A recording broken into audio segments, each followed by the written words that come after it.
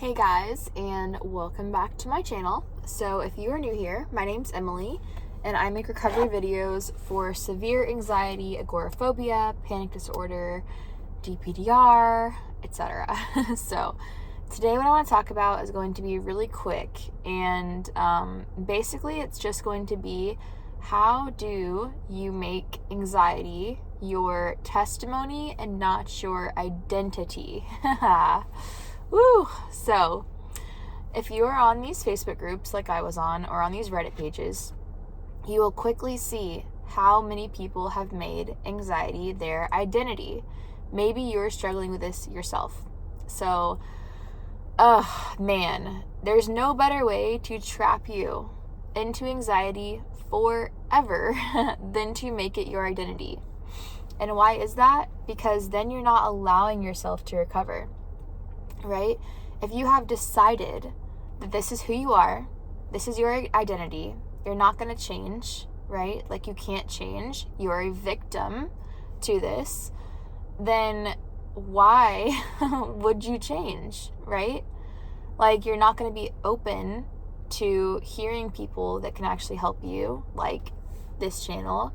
You're not going to be open to even trusting yourself or believing in yourself at all that you can change, because you're going to be so kind of embedded in that mindset that you're a victim. This is who you are. This is what your life is. That's all that your life is. It's just the cross that you carry, right?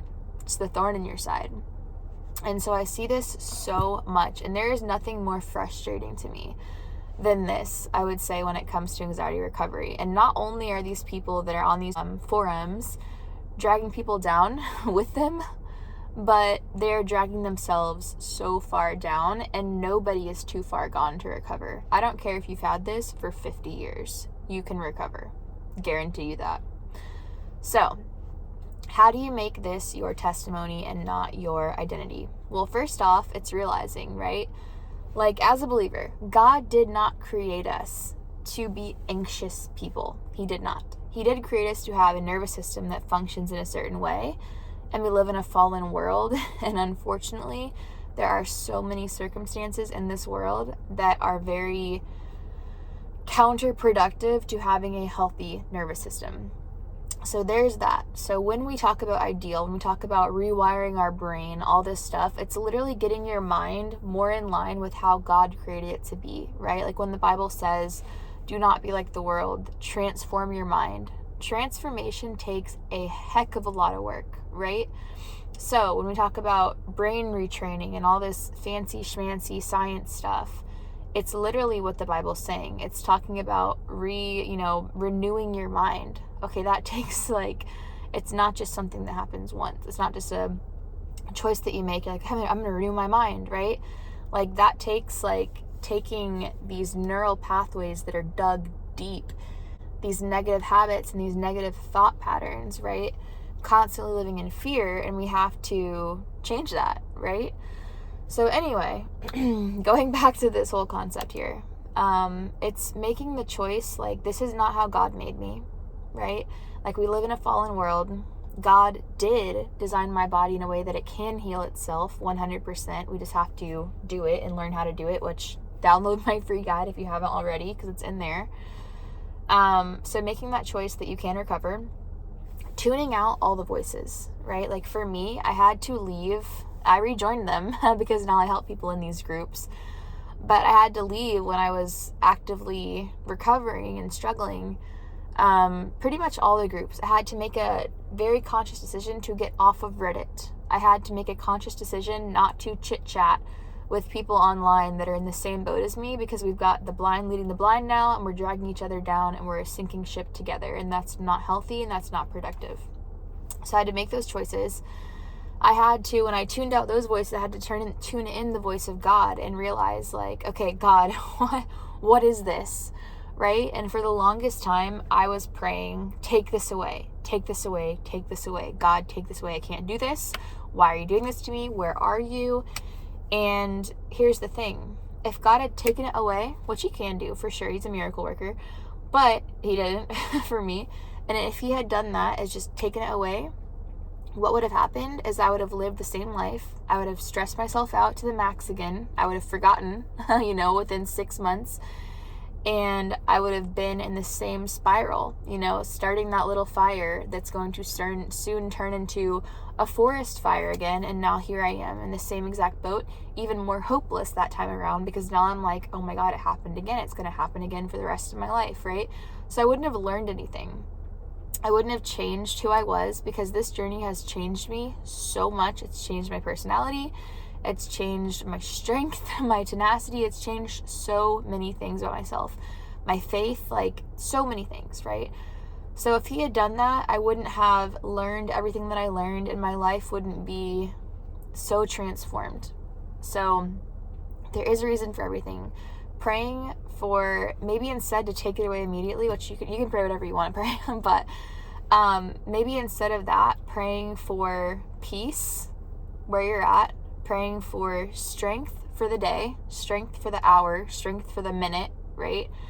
Learning to lean so hard on God throughout this and get closer to God throughout this is really important.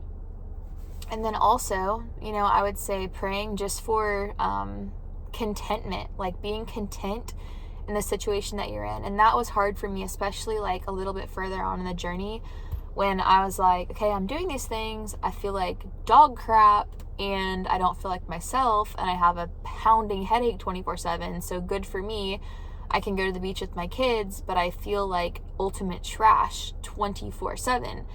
And that's where it got to be like really frustrating. And so I had to just pray, like, let me be content in this season. Let me not look back at past seasons. Let me not look forward too far. Let me just be content with where I'm at right now and trust that you have a plan for me, Trust that this is not for nothing. So that's really important. And then as far as making your testimony, right? Like, God puts us through things or allows us to go through things. I'm not saying God was like, you've been bad, here's your punishment. Like, I don't feel that way at all.